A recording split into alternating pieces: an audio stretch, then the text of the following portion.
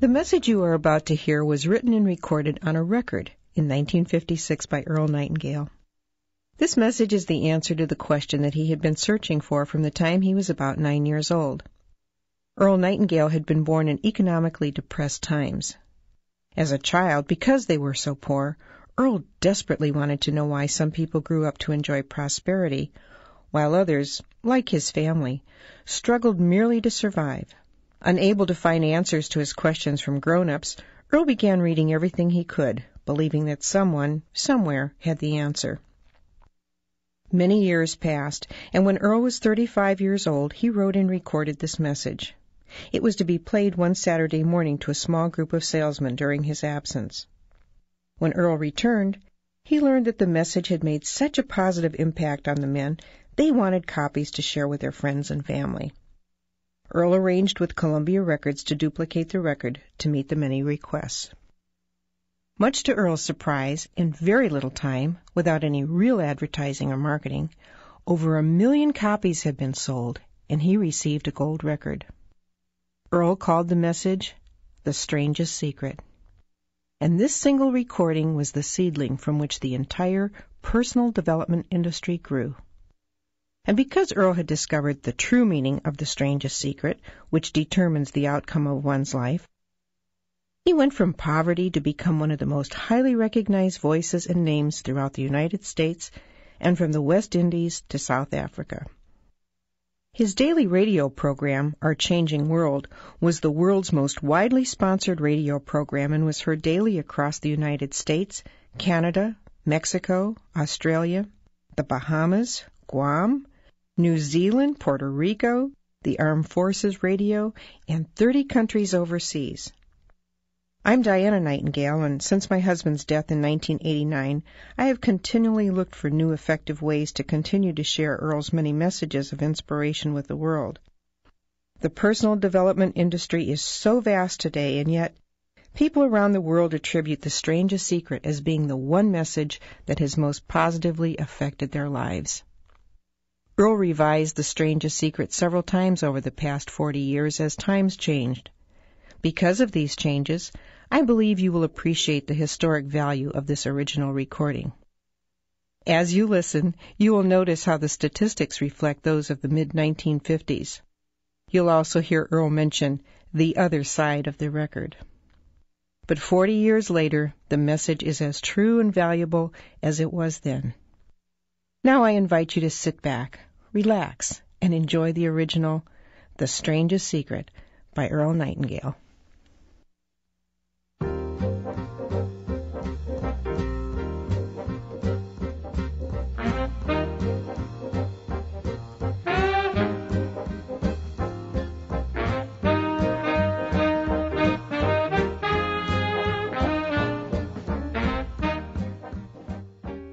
I'd like to tell you about the strangest secret in the world. Not long ago, Albert Schweitzer, the great doctor and Nobel Prize winner, was being interviewed in London, and a reporter asked him, "Doctor, what's wrong with men today?" The great doctor was silent a moment, and then he said, "Men simply don't think." And it's about this that I want to talk with you. We live today in a golden age. This is an era that man has looked forward, dreamed of, and worked toward for thousands of years. But since it's here, we pretty well take it for granted. We in America are particularly fortunate to live in the richest land that ever existed on the face of the earth, a land of abundant opportunity for everyone. But do you know what happens? Let's take 100 men who start even at the age of 25. Do you have any idea what will happen to those men by the time they're 65? These 100 men who all start even at the age of 25 believe they're going to be successful. If you asked any one of these men if he wanted to be a success, he'd tell you that he did. And you'd notice that he was eager toward life, that there was a certain sparkle to his eye, an erectness to his carriage, and life seemed like a pretty interesting adventure to him. But by the time they're 65, 1 will be rich, 4 will be financially independent, 5 will still be working, 54 will be broke. Now think a moment. Out of the 100, only 5 make the grade. Why do so many fail? What has happened to the sparkle that was there when they were 25? What's become of the dreams, the hopes, the plans? And why is there such a large disparity between what these men intended to do and what they actually accomplished. When we say about 5% achieve success, we have to define success. And here's the definition. Success is the progressive realization of a worthy ideal. If a man is working toward a predetermined goal and knows where he's going, that man is a success. If he's not doing that, he's a failure. Success is the progressive realization of a worthy ideal. Rollo May, the distinguished psychiatrist, wrote a wonderful book called Man's Search for Himself.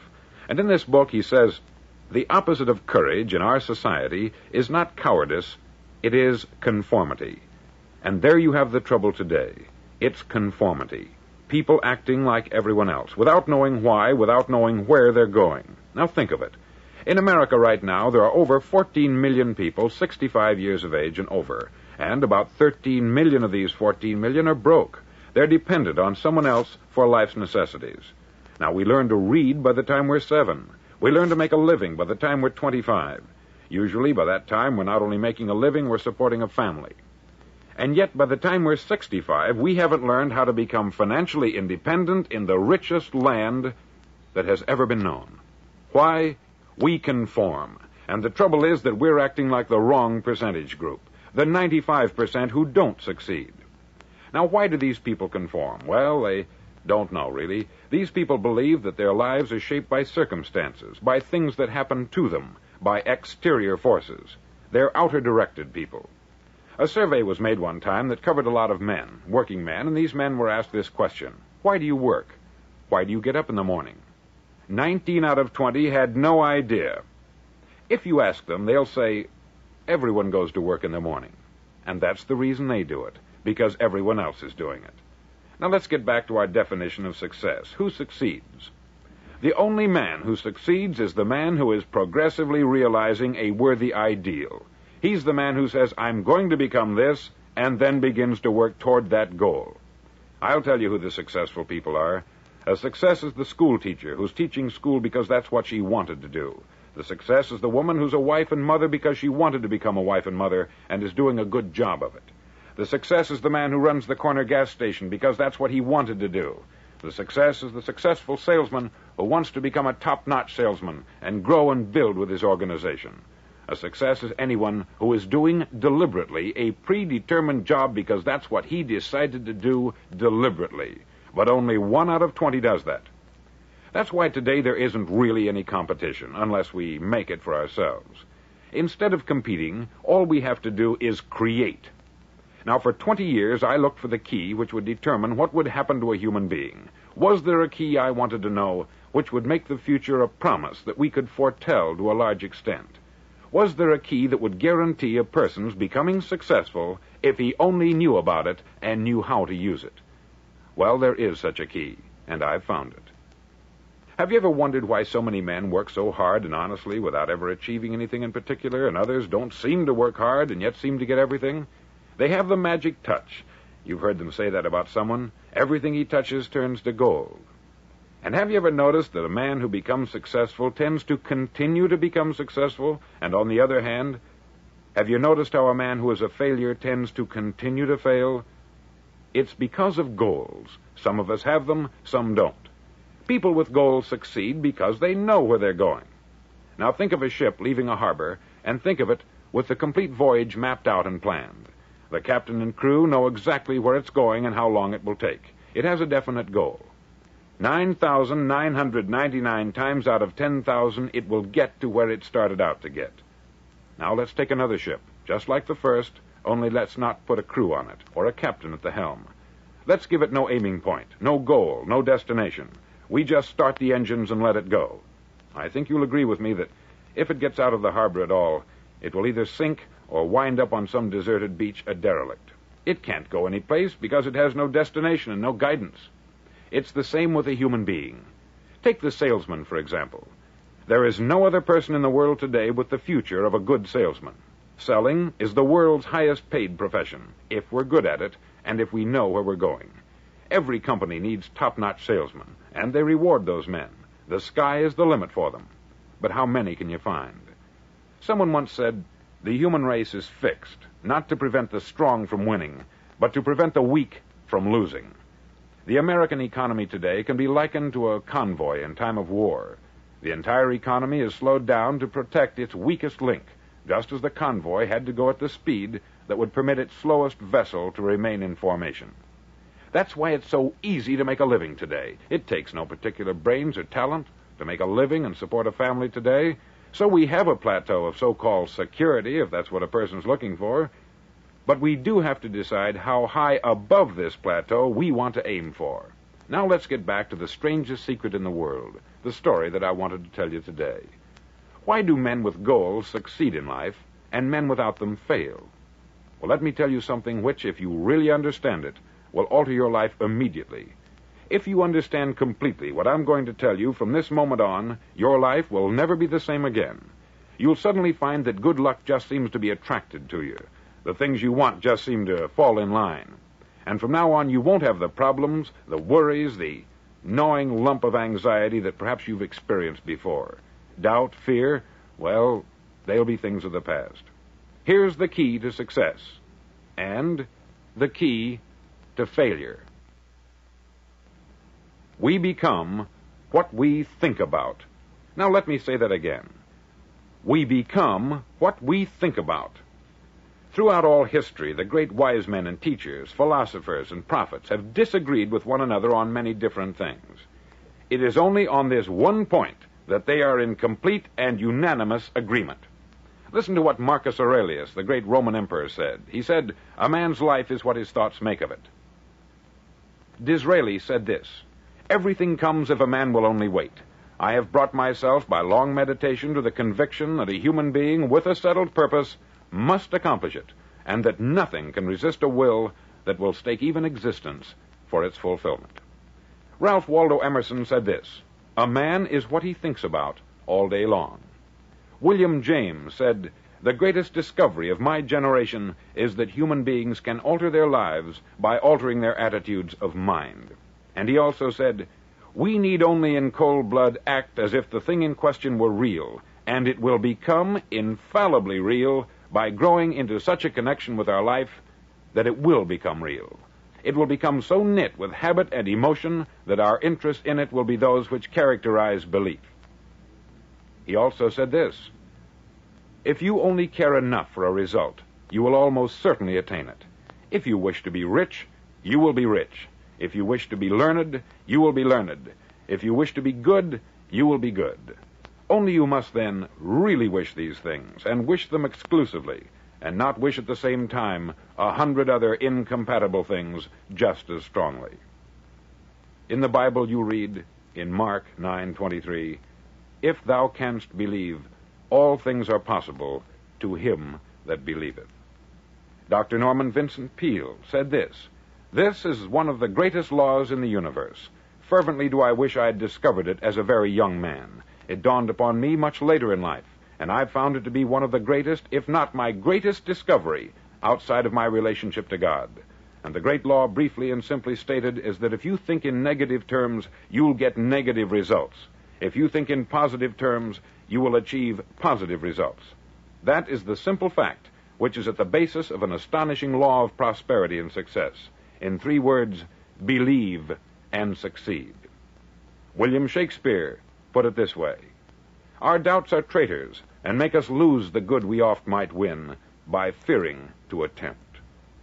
George Bernard Shaw said, "People are always blaming their circumstances for what they are. I don't believe in circumstances. The people who get on in this world are the people who get up and look for the circumstances they want, and if they can't find them, make them." Well, it's pretty apparent, isn't it? And every person who discovered this, for a while believed that he was the first one to work it out. We become what we think about. Now, it stands to reason that a person who's thinking about a concrete and worthwhile goal is going to reach it, because that's what he's thinking about. And we become what we think about. Conversely, the man who has no goal, who doesn't know where he's going, and whose thoughts must therefore be thoughts of confusion and anxiety and fear and worry, becomes what he thinks about. His life becomes one of frustration, fear, anxiety, and worry. And if he thinks about nothing, he becomes nothing. Now, how does it work? Why do we become what we think about? Well, I'll tell you how it works as far as we know. Now, to do this, I want to tell you about a situation that parallels the human mind. Suppose a farmer has some land, and it's good, fertile land. Now, the land gives the farmer a choice. He may plant in that land whatever he chooses. The land doesn't care. It's up to the farmer to make the decision. Now, remember, we're comparing the human mind with the land, because the mind, like the land, doesn't care what you plant in it. It will return what you plant, but it doesn't care what you plant. Now, let's say that the farmer has two seeds in his hand. One is a seed of corn, the other is nightshade, a deadly poison. He digs two little holes in the earth, and he plants both seeds, one corn, the other nightshade. He covers up the holes, waters, and takes care of the land, and what will happen? Invariably, the land will return what is planted. As it's written in the Bible, as ye sow, so shall ye reap. Remember, the land doesn't care. It will return poison in just as wonderful abundance as it will corn. So up come the two plants, one corn, one poison. Now, the human mind is far more fertile, far more incredible and mysterious than the land, but it works the same way. It doesn't care what we plant. Success, failure. A concrete, worthwhile goal, or confusion, misunderstanding, fear, anxiety, and so on. But what we plant, it will return to us. You see, the human mind is the last great unexplored continent on the earth. It contains riches beyond our wildest dreams. It will return anything we want to plant. Now, you might say, well, if that's true, why don't people use their minds more? Well, I think they've figured out an answer to that, too. Our mind comes as standard equipment at birth. It's free, and things that are given to us for nothing, we place little value on. Things that we pay money for, we value. The paradox is that exactly the reverse is true. Everything that's really worthwhile in life came to us free. Our mind, our soul, our body, our hopes, our dreams, our ambitions, our intelligence, our love of family and children and friends. All these priceless possessions are free, but the things that cost us money are actually very cheap and can be replaced at any time. A good man can be completely wiped out and make another fortune. He can do that several times. Even if our home burns down, we can rebuild it, but the things we got for nothing, we can never replace. The human mind isn't used merely because we take it for granted. Familiarity breeds contempt. It can do any kind of job we assign to it, but generally speaking, we use it for little jobs instead of big, important ones. Universities have proved that most of us are operating on about 10% of our abilities. Decide now, what is it you want? Plant your goal in your mind. It's the most important decision you'll ever make in your entire life. Do you want to be an outstanding salesman, a better worker at your particular job? Do you want to go places in your company, in your community? All you've got to do is plant that seed in your mind. Care for it. Work steadily toward your goal, and it will become a reality. It not only will, there's no way that it cannot. You see, that is a law, like the laws of Sir Isaac Newton, the laws of gravity. If you get on top of a building and jump off, you'll always go down. You'll never go up. And it's the same with all the other laws of nature. They always work. They're inflexible. Think about your goal in a relaxed, positive way. Picture yourself in your mind's eye as having already achieved this goal. See yourself doing the things you will be doing when you've reached your goal. Ours has been called the phenobarbital age, the age of ulcers and nervous breakdowns. At a time when medical research has raised us to a new plateau of good health and longevity, far too many of us worry ourselves into an early grave trying to cope with things in our own little personal ways, without learning a few great laws that will take care of everything for us. These things we bring on ourselves through our habitual way of thinking. Every one of us is the sum total of his own thoughts. He is where he is because that is exactly where he really wants to be, whether he'll admit that or not. Each of us must live off the fruit of his thoughts in the future, because what you think today and tomorrow, next month and next year, will mold your life and determine your future. You're guided by your mind. I remember one time I was driving through Arizona, and I saw one of those giant earth-moving machines roaring along the road at about 35 miles an hour with what looked like 20 tons of dirt in it, a tremendous, incredible machine, and there was a little man perched way up on top with the wheel in his hands guiding it. And as I drove along, I was struck by the similarity of that machine to the human mind. Just suppose you're sitting at the controls of such a vast source of energy. Are you going to sit back and fold your arms and let it run itself into a ditch? Or are you going to keep both hands firmly on the wheel and control and direct this power to a specific, worthwhile purpose? It's up to you. You're in the driver's seat. You see, the very law that gives us success is a two-edged sword. We must control our thinking. The same rule that can lead a man to a life of success, wealth, happiness, and all the things he's ever dreamed of for himself and his family, that very same law can lead him into the gutter. It's all in how he uses it, for good or for bad. This is the strangest secret in the world. Now, why do I say it's strange, and why do I call it a secret? Actually, it isn't a secret at all. It was first promulgated by some of the earliest wise men, and it appears again and again throughout the Bible. But very few people have learned it, understand it. That's why it's strange, and why, for some equally strange reason, it virtually remains a secret.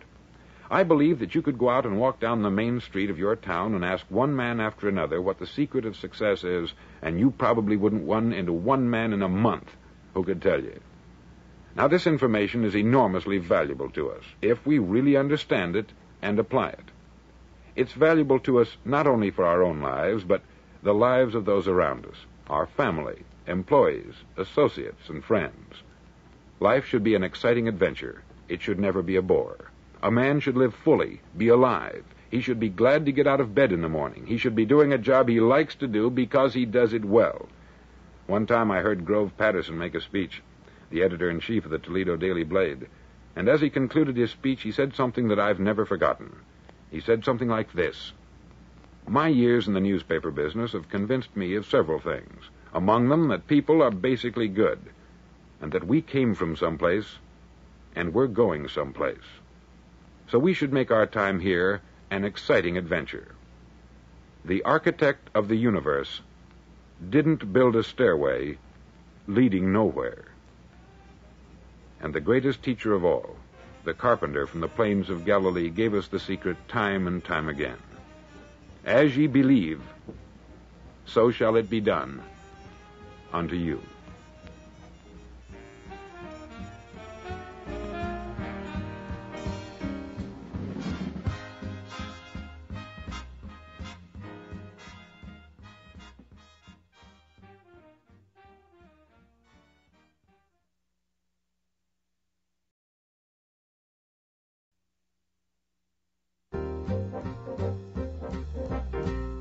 On side number 1 of this record, I've explained the strangest secret in the world and how it works. Now, on this side, I want to explain how you can prove to yourself the enormous returns possible in your own life by putting this secret to a practical test. I want you to make a test that will last 30 days. Now, it isn't going to be easy.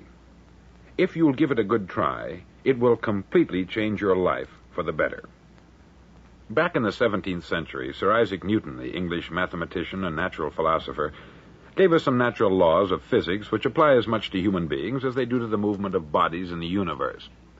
Now, one of these laws is that for every action, there is an equal and opposite reaction. Simply stated, as it applies to you and me, it means we can achieve nothing without paying the price. The results of your 30-day experiment will be in direct proportion to the effort you put forth. To be a doctor, you must pay the price of long years of difficult study.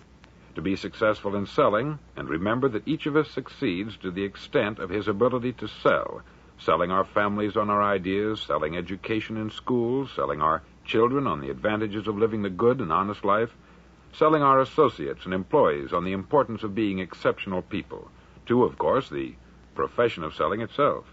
But to be successful in selling our way to the good life, we must be willing to pay the price. Now, what is that price? Well, it's many things.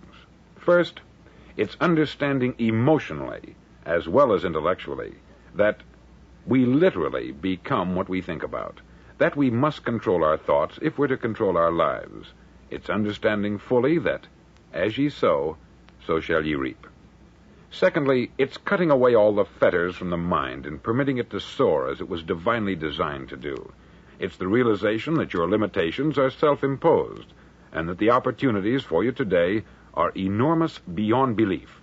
It's rising above narrow-minded pettiness and prejudice. Thirdly, to use all your courage to force yourself to think positively on your own problem, to set a definite and clearly defined goal for yourself, to let your marvelous mind think about your goal from all possible angles, to let your imagination speculate freely upon many different possible solutions, to refuse to believe there are any circumstances sufficiently strong to defeat you in the accomplishment of your purpose, to act promptly and decisively when your course is clear, and to keep constantly aware of the fact that you are, at this moment, standing in the middle of your own acre of diamonds, as Russell Conwell used to point out. Fourth, save at least 10% of what you earn.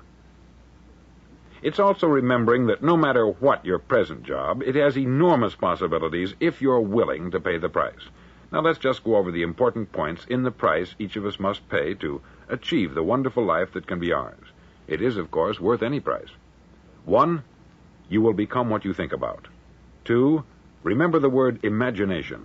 Let your mind soar. 3, courage. Concentrate on your goal every day.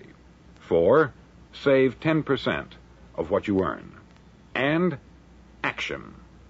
Ideas are worthless unless we act on them.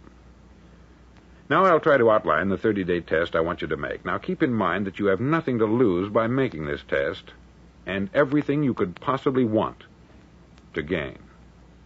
There are 2 things that may be said of everyone. Each of us wants something, and each of us is afraid of something. I want you to write on a card what it is you want more than anything else. It may be more money. Perhaps you'd like to double your income or make a specific amount of money. It may be a beautiful home. It may be success at your job. It may be a particular position in life. It could be a more harmonious family. Each of us wants something. Write down on your card specifically what it is that you want. Make sure it's a single goal and clearly defined. You needn't show it to anyone, but carry it with you so that you can look at it several times a day. Think about it in a cheerful, relaxed, positive way each morning when you get up, and immediately you have something to work for, something to get out of bed for, something to live for. Look at it every chance you get during the day and just before going to bed at night. As you look at it, remember that you must become what you think about, and since you're thinking about your goal, you realize that soon it will be yours. In fact, it's yours really the moment you write it down and begin to think about it. Look at the abundance all around you as you go about your daily business. You have as much right to this abundance as any other living creature. It's yours for the asking.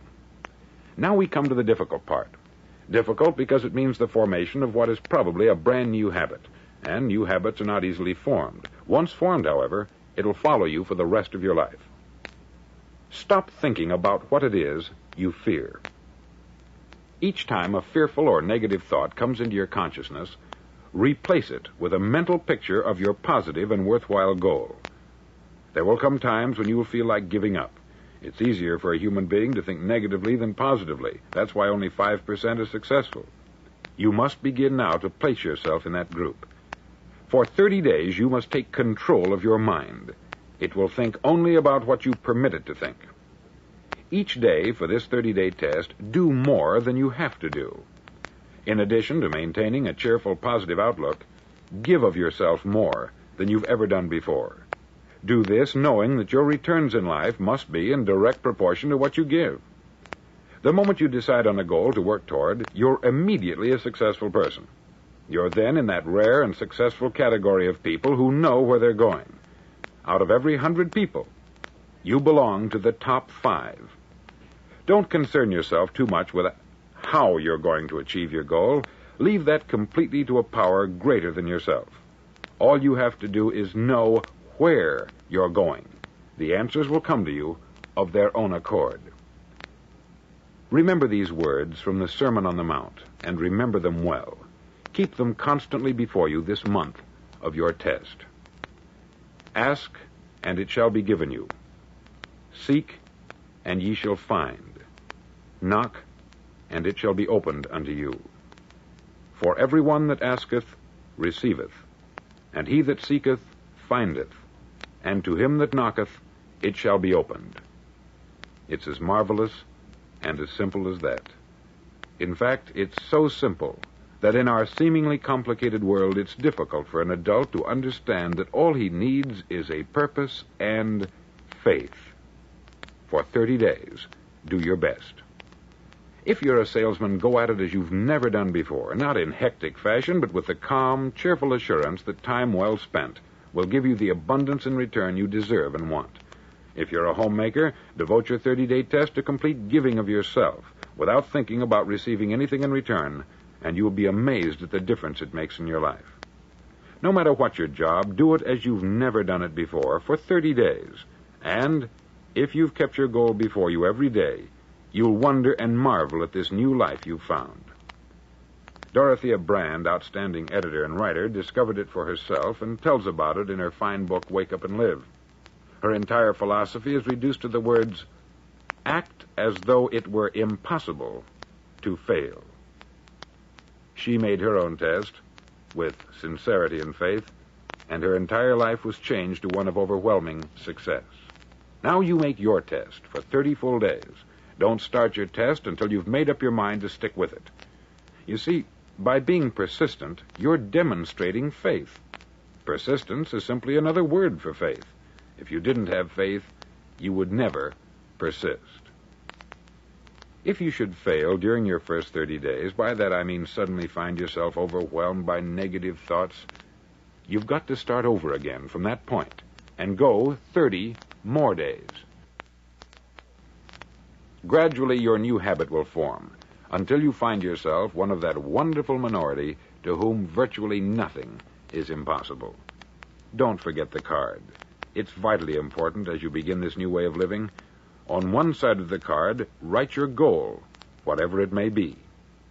On the other side, write the words we've quoted from the Sermon on the Mount. Ask, and it shall be given you. Seek, and ye shall find. Knock, and it shall be opened unto you. In your spare time during your test period, read books that will help you. Inspirational books like the Bible, Dorothea Brand's Wake Up and Live, The Magic of Believing by Claude Bristol, Think and Grow Rich by Napoleon Hill, and other books that instruct and inspire. Nothing great was ever accomplished without inspiration. See that during these crucial first 30 days, your own inspiration is kept at a peak. Above all, don't worry. Worry brings fear, and fear is crippling. The only thing that can cause you to worry during your test is trying to do it all yourself. Know that all you have to do is hold your goal before you. Everything else will take care of itself. Remember also to keep calm and cheerful. Calm and cheerful. Don't let petty things annoy you and get you off course. Now, since making this test is difficult, some may say, well, why should I bother? Well, look at the alternative. No one wants to be a failure. No one really wants to be a mediocre individual. No one wants a life constantly filled with worry, fear, and frustration. Therefore, remember that you must reap that which you sow. If you sow negative thoughts, your life will be filled with negative things. If you sow positive thoughts, your life will be cheerful, successful, and positive. Now, gradually, you will have a tendency to forget what you've heard on this record. Play it often. Keep reminding yourself of what you must do to form this new habit. Gather your whole family about and listen to what's been said here at regular intervals. You know, most men will tell you that they want to make money without understanding the law. The only people who make money work in the mint. The rest of us must earn money. This is what causes those who keep looking for something for nothing or a free ride to fail in life. The only way to earn money is by providing people with services or products which are needed and useful. We exchange our product or service for the other man's money. Therefore, the law is that our financial return will be in direct proportion to our service. Success is not the result of making money. Making money is the result of success. And success is in direct proportion to our service. Most people have this law backwards. They believe that you're successful if you earn a lot of money. The truth is that you can only earn money after you're successful. It's like the story of the man who sat in front of the stove and said to it, "Give me heat, and then I'll add the wood." How many men and women do you know, or do you suppose there are today, who take the same attitude toward life? There are millions. We've got to put the fuel in before we can expect heat. Likewise, we've got to be of service first before we can expect money. Don't concern yourself with the money. Be of service. Build, work, dream, create. Do this, and you'll find there's no limit to the prosperity and abundance that will come to you. Prosperity is founded upon a law of mutual exchange. Any person who contributes to prosperity must prosper in turn himself. Sometimes the return will not come from those you serve, but it must come to you from someplace, for that is the law. For every action, there is an equal and opposite reaction. As you go daily through your 30-day test period, remember that your success will always be measured by the quality and quantity of service you render, and money is a yardstick for measuring this service. No man can get rich himself unless he enriches others. There are no exceptions to a law. You can drive down any street in America and from your car estimate the service that's being rendered by the people living on that street. Had you ever thought of this yardstick before? It's interesting. Some, like ministers and priests and other devoted people, measure their returns in the realm of the spiritual, but again, their returns are equal to their service. Once this law is fully understood, any thinking person can tell his own fortune. If he wants more, he must be of more service to those from whom he receives his return. If he wants less, he has only to reduce this service. This is the price you must pay for what you want. If you believe you can enrich yourself by deluding others, you can only end by deluding yourself. Just as surely as you breathe, you'll get back what you put out. Don't ever make the mistake of thinking you can avert this. It's impossible. The prisons and the streets where the lonely walk are filled with people who tried to make new laws just for themselves. We may avoid the laws of man, but there are greater laws that cannot be broken.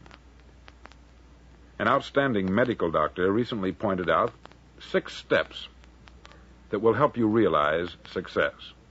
1, set yourself a definite goal. 2, quit running yourself down. 3, stop thinking of all the reasons why you cannot be successful, and instead think of all the reasons why you can. 4, trace your attitudes back through your childhood and try to discover where you first got the idea you couldn't be a success, if that's the way you've been thinking.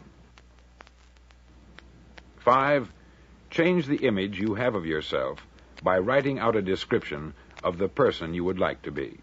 And 6, act the part of the successful person you have decided to become. The doctor who wrote those words is a noted West Coast psychiatrist, David Harold Fink, M.D. Do what all the experts since the dawn of recorded history have told you you must do. Pay the price by becoming the person you want to become. It's not nearly as difficult as living unsuccessfully. Make your 30-day test. Then repeat it. Then repeat it again. Each time it will become more a part of you until you'll wonder how you could ever have lived any other way. Live this new way, and the floodgates of abundance will open and pour over you more riches than you may have dreamed existed. Money? Yes, lots of it.